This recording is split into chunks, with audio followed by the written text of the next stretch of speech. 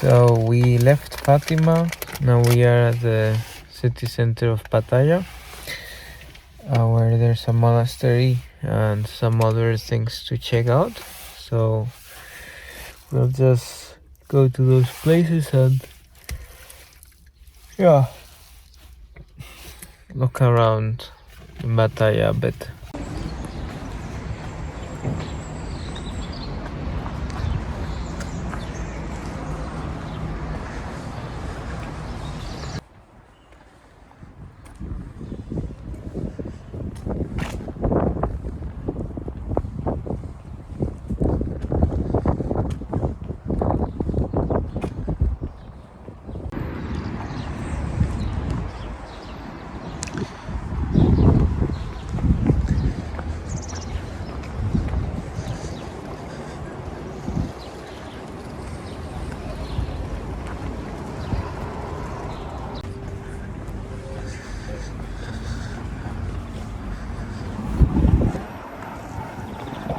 Welcome to the Monastery of Batalha.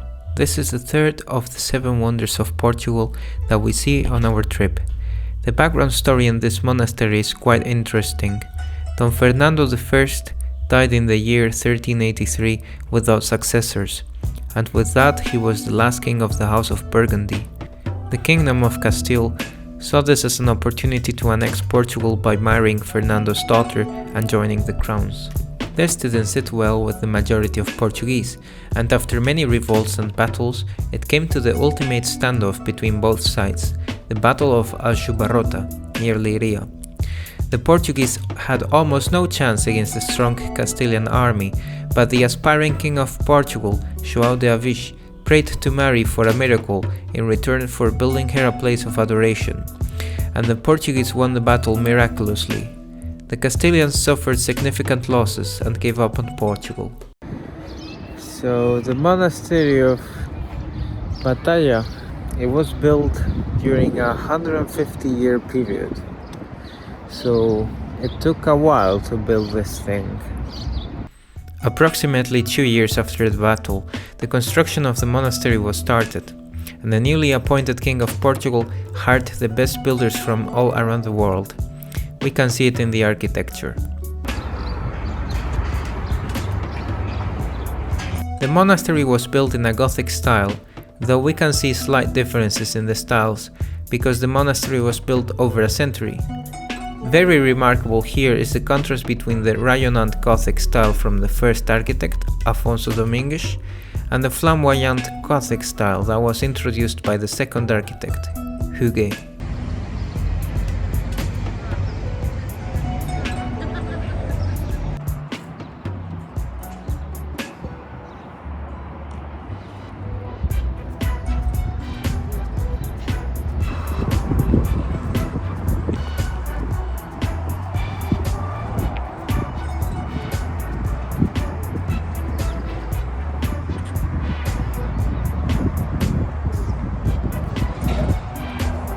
The main portal displays 78 statues divided over 6 rows of Old Testament kings, angels, prophets and saints.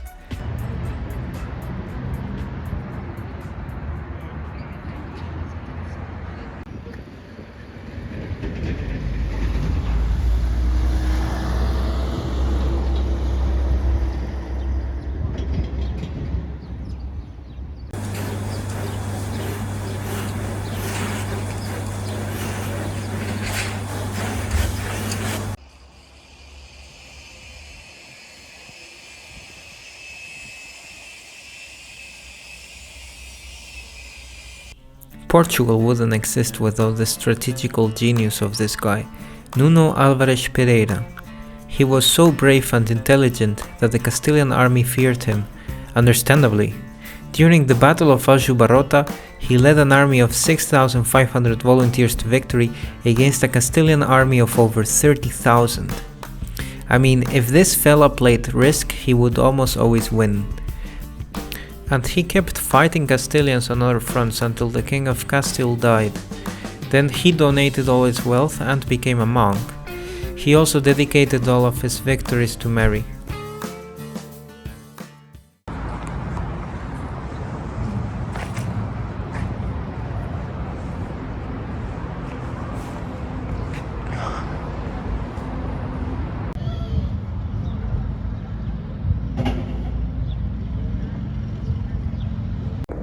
The church inside has 3 naves with a transept of 1 nave. It is 22 meters wide and 32.4 meters high, and the interior is sober and austere due to its lack of ornamentation. Also, the choir has 5 side chapels.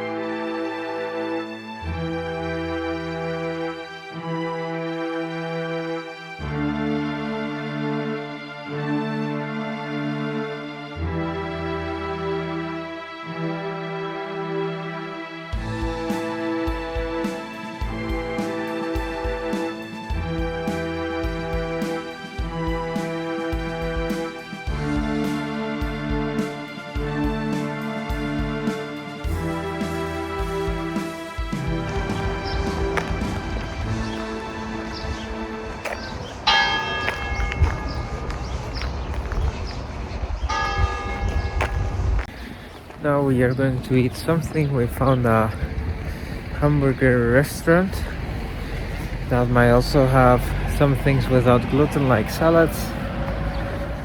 It looked pretty good on maps, so we're gonna check it out, hope that it's open, and eat lunch there.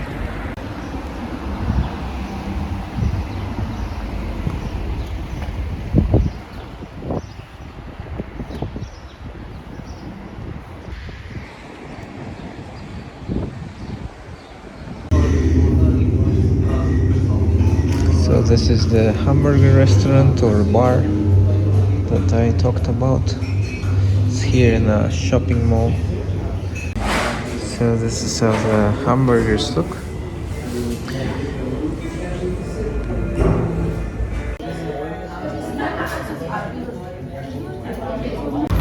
So in total it was $22.80 for everything we ate and drank. So mine was a double hamburger. My wife's was a normal hamburger without a bun. And then coffee, water, what else? And a cake as dessert.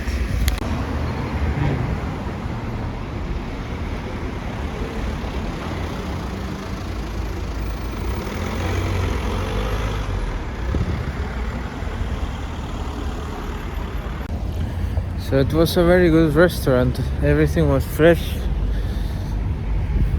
cooked there and like homemade. Really tasty. It was called Enigma Bar, and it was getting full right now because it's 1:30. So lunchtime here. Now we're going back to the car, and we might already go to the Airbnb. To the left, but sometimes the left is stuck because a truck is going.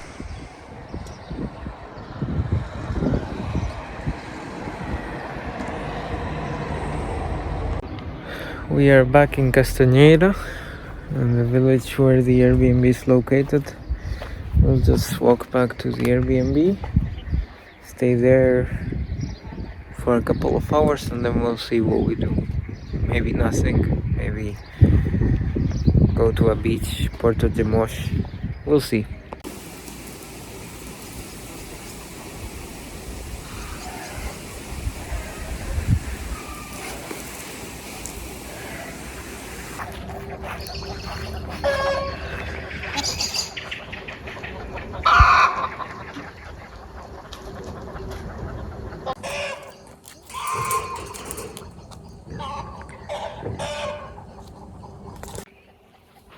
So in the end we didn't go anywhere in the afternoon.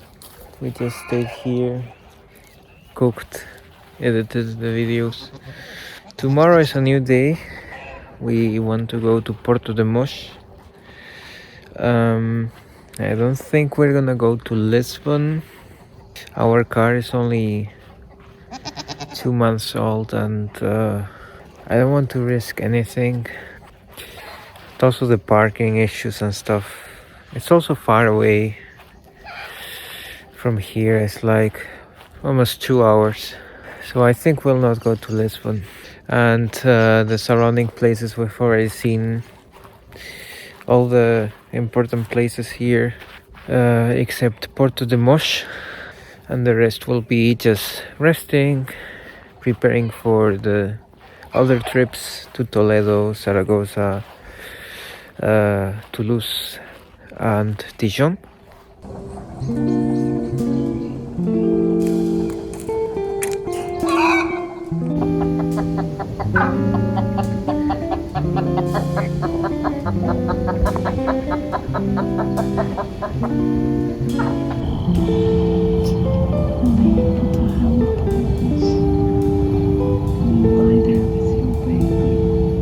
Wow, amazing.